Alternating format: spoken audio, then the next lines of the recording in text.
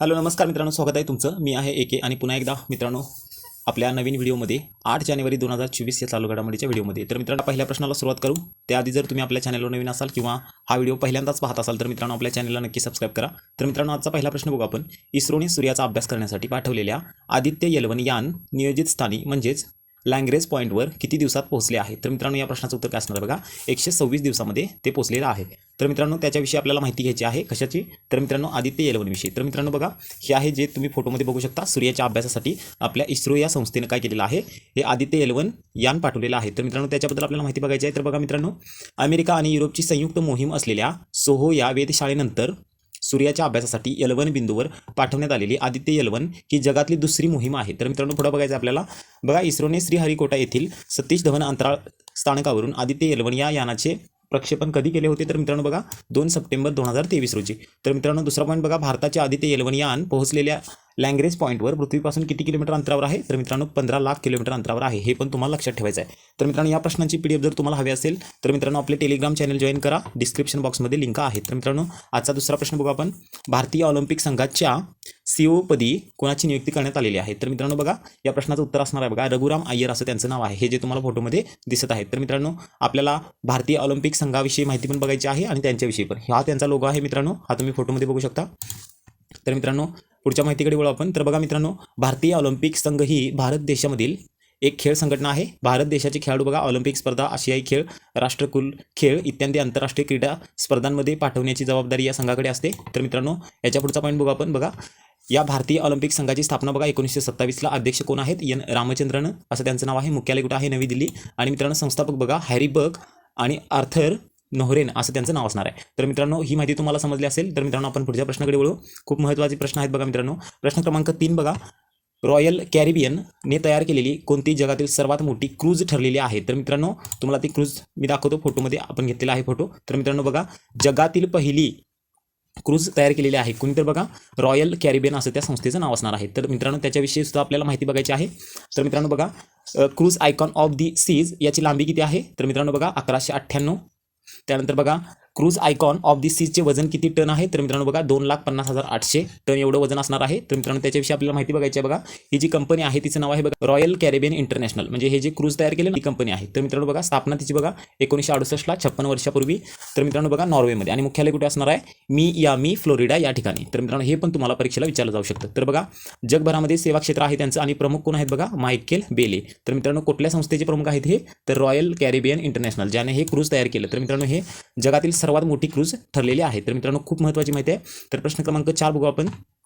देशातील पहिली beach games 2024चे आयोजन कोणत्या बीचवर करण्यात आलेले आहे? तर मित्रांनो या प्रश्नाचं उत्तर असणार आहे बघा घोगला बीच, दीव आणि दमन. तर मित्रांनो हे काय आहे? केंद्रशासित प्रदेश आहे. तर मित्रांनो त्याच्याविषयी पण आपल्याला माहिती बघायची आहे. हे तुम्ही चित्रामध्ये बघू शकता. या बीचचं नाव काय आहे बघा?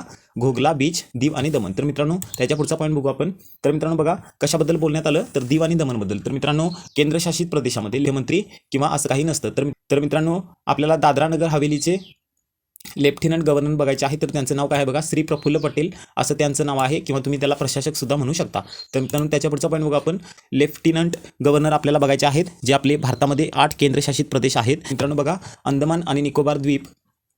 तर मित्रांनो ह्याचे जे लेफ्टनंट गव्हर्नर असणार आहेत बघा त्यांचं नाव काय आहे? ॲडमिरल डी जोशी असं त्यांचं नाव आहे. त्यानंतर चंदीगड युनियन टेरिटरी, त्याचं कोण आहे बघा? श्री बनवारीलाल पुरोहित.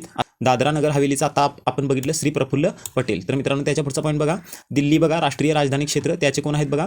श्री विनय कुमार सक्सेना, लेफ्टनंट गव्हर्नर असं त्यांचं नाव असणार आहे. आणि जम्मू काश्मीरचे कोण आहेत बघा मित्रांनो? मनोज सिन्हा. त्यानंतर बघा लक्षद्वीपचे कोण आहेत? प्रफुल्ल पटेल. त्यानंतर बघा पॉंडिचेरीचे कोण आहेत मित्रांनो? तमिलिसाई सौंदरराजन असं त्यांचं नाव असणार आहे. तर मित्रांनो लडाखचे बघा ब्रिगेडियर बघा BD मिश्रा असं त्यांचं नाव असणार आहे. तर मित्रांनो हे तुम्हाला लेफ्टनंट गव्हर्नर लक्षात ठेवायचे आहेत, हे केंद्रशासित प्रदेशासाठी असतात. तर मित्रांनो ही संपूर्ण माहिती तुम्हाला समजली असेल तर पुढच्या प्रश्नाकडे वळू. प्रश्न क्रमांक 5 बघा मित्रांनो. प्राईम फाउंडेशन चेन्नईकडून देण्यात येणारा संसदरत्न पुरस्कार यंदा देशातील किती खासदारांना दिलेला आहे? तर मित्रांनो या प्रश्नाचं उत्तर असणार आहे बघा 5 खासदार आहेत. तर मित्रांनो आपल्याला महाराष्ट्राविषयी पण बघायचं आहे. तर मित्रांनो बघा यावर्षी संसदरत्न पुरस्कारामध्ये महाराष्ट्र राज्यातील किती खासदारांचा समावेश झालेला आहे? तर मित्रांनो 2. त्यानंतर पुढचा पॉईंट बघा. महाराष्ट्र राज्यातील कोणत्या खासदारांना यावर्षीचा संसदरत्न पुरस्कार जाहीर झालेला आहे? तर डॉक्टर अमोल कोल्हे आणि श्रीकांत शिंदे असं त्या खासदारांचं नाव असणार आहे. तर मित्रांनो पॉईंट 3 बघा. खासदार डॉक्टर अमोल कोल्हे यांना कितव्यांदा संसदरत्न पुरस्कार जाहीर झालेला आहे? तर मित्रांनो हे पण तुम्हाला लक्षात ठेवायचं आहे, 3ऱ्यांदा. तर त्याच्या पुढचा पॉईंट बघा आपण.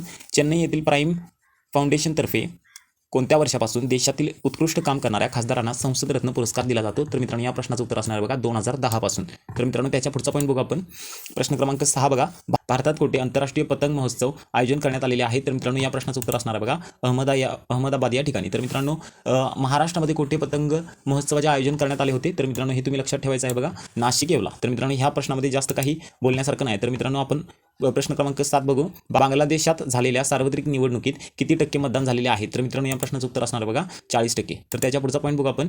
हा जो तुम्हाला दिसत आहे देश तो आहे बांगलादेश, हे तुम्ही मॅपमध्ये बघू शकता. तर मित्रांनो त्याच्या पुढचा पॉईंट बघू आपण. बघा बांगलादेशच्या सार्वत्रिक निवडणुकीत कोणत्या राजकीय पक्षाने बहिष्कार घातलेला आहे? तर मित्रांनो या प्रश्नाचं उत्तर आहे बघा बांगलादेश नॅशनलिस्ट पार्टी, असं त्या प्रश्नाचं उत्तर असणार आहे. त्यानंतर पुढचा पॉईंट बघू आपण. बांगलादेशविषयी काही छोटीशी माहिती आहे ती आपण जाणून घेऊ आणि मग पुढच्या प्रश्नाकडे वळू. तर बघा बांगलादेश हे भारताच्या पूर्वेला असलेले बंगाली भाषिक मुस्लिम बहुल राष्ट्र आहे. 1947 सालाच्या अखंड भारताच्या फाळणीमध्ये पूर्व व पश्चिम अशा 2 भागात पाकिस्तानची निर्मिती झाली. त्यातला पूर्व भाग हा आजचा बांगलादेश म्हणून ओळखला जातो. त्यानंतर कॅपिटल कुठली असणार आहे? म्हणजेच राजधानी ढाका. त्यानंतर बघा करन्सी म्हणजे त्यांची मुद्रा कोणती असणार आहे? बघा बांगलादेशी टका. त्यानंतर बघा पॉप्युलेशन बघा 16.94 करोड. त्यानंतर मित्रांनो बघा प्राईम मिनिस्टर आता सध्या तरी कोण आहेत त्यांचे? तर बघा शेख हसीना असं त्यांचं नाव आहे.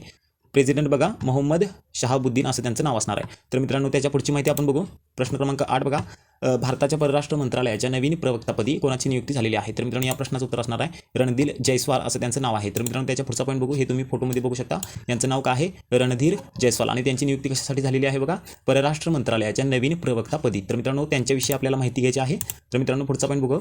तर मित्रांनो बघा कोणत्या बॅचचे विदेश सेवा अधिकारी आहेत? ते 1998च्या बॅचचे भारतीय विदेश सेवा अधिकारी आहेत. 2020 पासून ते न्यूयॉर्कमध्ये महावाणिज्य दूत म्हणून कार्यरत आहेत. त्यानंतर बघा मूळचं ठिकाण बघा त्यांचं बिहार आणि मुझफ्फरपूर असं त्यांचं गाव असणार आहे. तर मित्रांनो त्याच्या पुढचा पॉईंट बघा कशाबद्दल बोलण्यात आलं? तर बिहारबद्दल. तर मित्रांनो बिहारचे मुख्यमंत्री कोण आहेत? नितीश कुमार. आणि राज्यपाल कोण असणार आहेत? राजेंद्र विश्वनाथ आर्लेकर असं त्यांचं नाव आहे. तर मित्रांनो खूप महत्त्वाची माहिती आहे. सोबतच आपण स्टॅटिक जीके घेऊन चालू.